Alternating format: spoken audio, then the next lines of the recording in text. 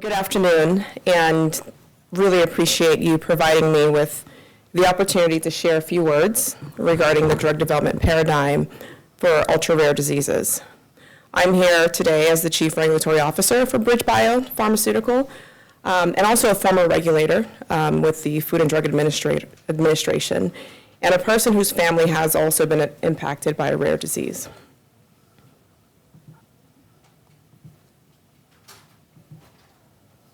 So let me start by saying that the statistics that we hear very often don't lie. As you can see, rare diseases actually presents a real global health crisis with dire consequences.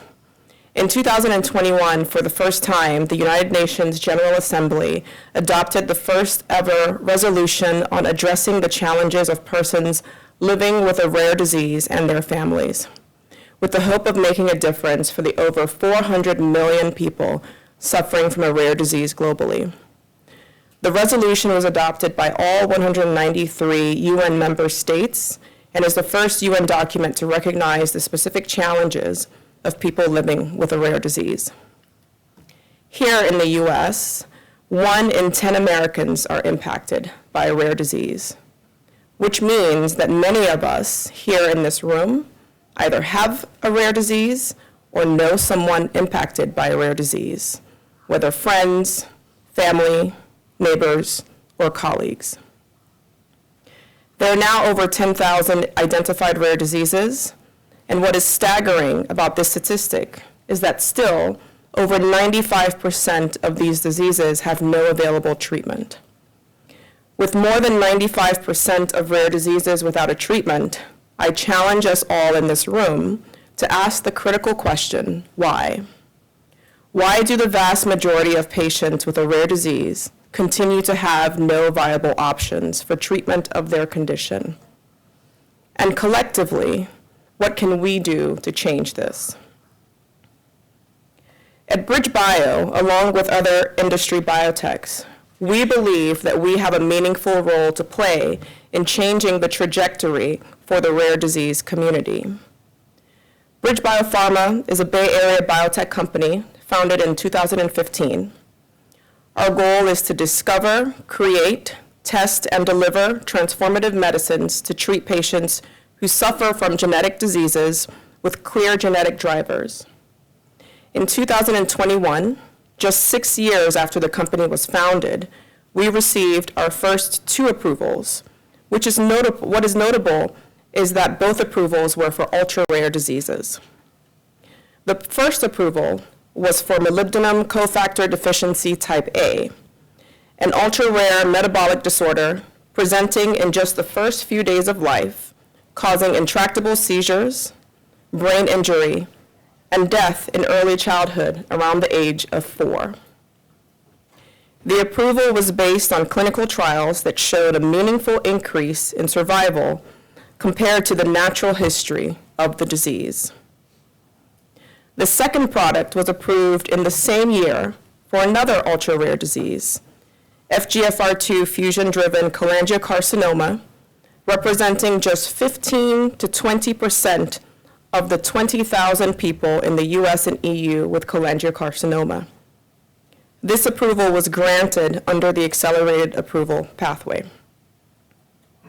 Now, while our unique business model and scientific approach of targeting disease at its source has enabled us to quickly develop these 2 treatments effectively and efficiently for patients, the reality is that both programs required extensive collaboration with the FDA and the ability to leverage regulatory flexibility given the rarity of the diseases.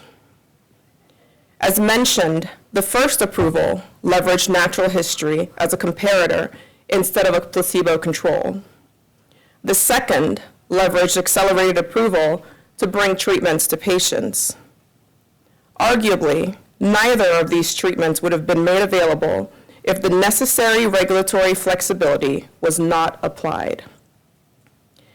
These 2 examples, unfortunately, do not happen as often as we need them to.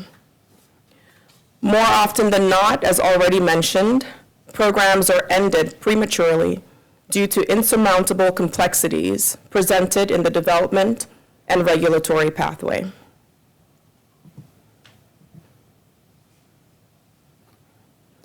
It is well understood that all rare diseases will require incentives and regulatory flexibilities to ensure treatments are developed. We must all remember that in the 1970s, prior to the Orphan Drug Act, there were only 10 drugs approved to treat rare diseases. 10. And while the Orphan Drug Act has spurred innovation in rare diseases more broadly, we do need to think about whether more is needed to ensure that all categories of rare diseases have a development and commercialization path. Now, this slide I've tried to illustrate at least some representation of categorization of segments of rare diseases.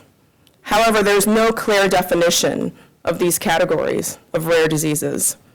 For the sake of discussion, I've placed them into these three categories.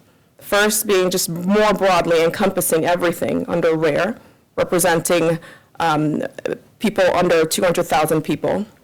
The second category in the middle, which is why we're here, ultra rare, which also includes some of the N of ones, and depending on which reports you're reading, could range from diseases impacting 2,000 people to 10,000 people in the US. What is interesting is that reports suggest that the vast majority of rare diseases are actually considered ultra rare, especially with advancements in precision medicine. Actually, an analysis done by the Every Life Foundation, who is sponsoring this event, found that about 85% of rare diseases occur in fewer than 5,000 US patients. And of course, we have to always remember the N of 1 diseases that impact patients in the single digits. Now that we know the rare disease complexity, we also understand that the application of existing regulatory framework can present challenges in development and are especially impactful for ultra-rare diseases. I've listed a few here that we are all too familiar with: disease heterogeneity and limited natural history understanding, lack of regulatory precedent. Many of these diseases have no available treatments, which means there's no clear and understood path forward. There's no understanding of what trial design needs to look like. There's no understanding of endpoints. There's no understanding of patient populations. There's also no clear path for novel endpoint acceptance. So when you do establish an endpoint, how do you get that endpoint accepted within the regulatory framework in order to advance your clinical development program? And quite often, we still find ourselves in conversations with regulators where randomized placebo-controlled studies are still expected. There's inconsistent use of the accelerated approval pathway, which we know for many of these genetic diseases would be very appropriate, and heightened focus on feels, functions, and survives clinical endpoints, which quite often for many diseases would result in clinical trials that would span many, many years. And at that time, given how devastating these diseases are, it's unclear how many patients would have lost their lives or progressed too far beyond where those treatments would be helpful for them. These challenges are even more apparent for ultra-rare diseases and can be devastating for programs. The result of this is the vast majority of compounds not progressing into clinical development, and certainly not progressing to the bedside of the many people waiting for them. At BridgeBio, we have a broad portfolio that spans genetic diseases of different sizes. We continue to advance development in very small populations in order to provide patients with treatment options for some of the most devastating diseases. For example, we are currently developing a treatment for limb-girdle muscular dystrophy type 2I, a genetic disease that is caused by mutations in the FKRP gene that is found throughout the body, and especially in the brain, heart, and skeletal muscles. This disease causes weakness in muscles close to the body and can also cause difficulty walking and also dilated cardiomyopathy, as well as respiratory difficulties. Additionally, we're developing a treatment for another ultra-rare disease known as Canavan disease, an ultra-rare neurological disease that affects children from birth with no treatment options beyond supportive care. As we advance both programs, we recognize that innovative clinical trial design approaches including leveraging single trials, given the very small populations, the ability to leverage novel endpoints, including biomarkers to support accelerated approval, incorporating patient experience data to help regulators with the interpretation of small data sets, and approaches to leveraging natural history are all critical to ensure development. Essentially, the regulatory tools available to the regulators must keep pace with scientific advances in order to enable treatments such as those for ultra-rare diseases to be developed quickly. With this in mind, it is imperative that Congress enable a regulatory infrastructure to accommodate the needs of such diseases. Today, I will focus on just 4 policy recommendations that I believe are critical to enabling this infrastructure. The first includes reauthorizing the Rare Pediatric Priority Review Voucher Program. This voucher, as we all probably know, is a critical incentive for developers of therapies that are being developed for rare and ultra-rare diseases, given its ability to offset R&D costs for small populations that would otherwise not be commercially viable. It is important and critically imperative that Congress pass the Creating Hope Reauthorization Act of 2024 to renew this program. The second change that I would recommend is the need to establish a framework for accelerated approval.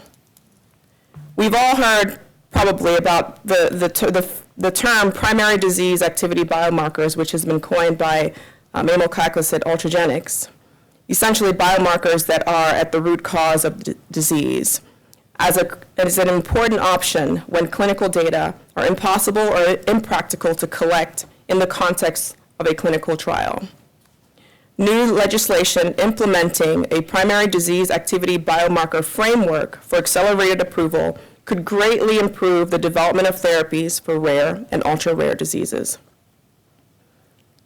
The third, establishing science-focused drug development meetings, akin to patient-focused drug development meetings, but quite often what we hear is after these PFDD meetings, the logical next step of implementing some aligned scientific approaches in clinical development programs is often still lost.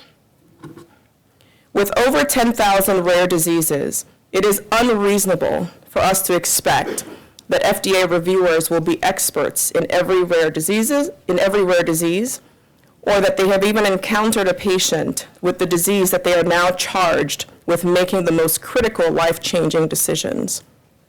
This increases the importance of identifying approaches to enable the co-education of FDA reviewers and developers in order to keep pace with the advances in science and ensure informed decision-making. Creating an approach to enable what I'm calling science-focused drug development meetings would allow FDA to systematically obtain scientific alignment from scientific and medical experts on drug development for rare diseases in order to inform decision-making. And the last policy change that I would recommend is strengthening the use of patient experience data. We all know that patients are the experts in their own disease. And given how rare some of these diseases are, it is critical that their experiences and the data collected directly from the patient voice be considered in the context of review documents and the data collected from clinical trials. And so we encourage Congress to build on the progress made to encourage the patient experience data into regulatory decision-making by passing the Benefit Act, which would ensure that patient experience data, patient-focused drug development, and related data are considered as part of the risk-benefit assessment that supports the approval decisions of ultra-rare diseases. Enabling these 4 policy changes, amongst others, would critically impact the trajectory of ultra-rare diseases and meaningfully impact the lives of millions of Americans. We owe it to our communities to make these changes now. I thank you for the opportunity to share these remarks and look forward to collaborating with all the stakeholders to make a difference. Thank you.